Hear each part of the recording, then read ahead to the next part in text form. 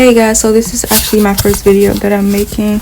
In this video I will be making smothered pork chops. It took me a while to get the video together because I did not know what I was doing, so I'm doing a voiceover for the video instead of the actual audio. As you just saw, I used some garlic powder, salt, pepper, and seasoned salt just to season up the flour real good, and then I also seasoned the pork chops as well. So here I was just waiting for the oil to heat up before I could put the pork chops in. Also here, don't judge me, but I didn't have any flour, so I had to use pancake mix. It came out perfectly fine though, so that's that. Honestly, I'm not sure what I was doing here, so you guys could just fast forward a little bit. Pretty sure I was just dipping the pork chops in the flour and getting ready to move them to the pan though. Okay, so I just pulled out a little bit more of seasoned salt just to season the flour a little bit. Okay, so once your oil is hot, you want to just go ahead and carefully lay your pork chop inside of the pan. I showed you guys a method to check and see if your oil is hot. You just sprinkle a little bit of flour in there and it'll start to sizzle.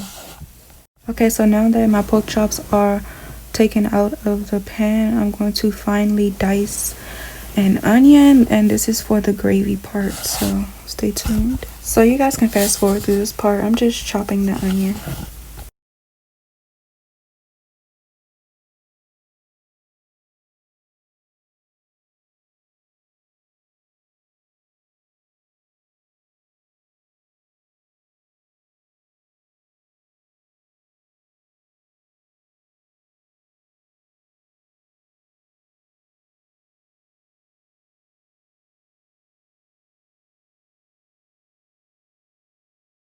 And here's what the pork chops look like after 4 to 5 minutes on each side.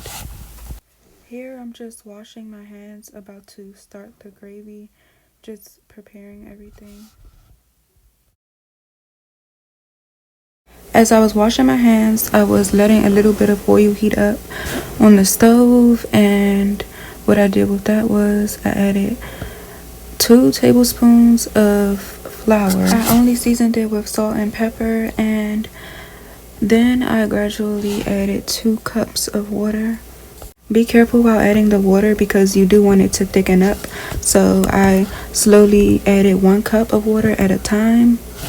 Then I stirred it until I noticed it started to thicken up, and then I just added my pork chops back into the pan and coated it well with the gravy. I do have this on a low heat, so it's at like a simmer. I'm just going to cover it and let it simmer for about 30 to 45 minutes.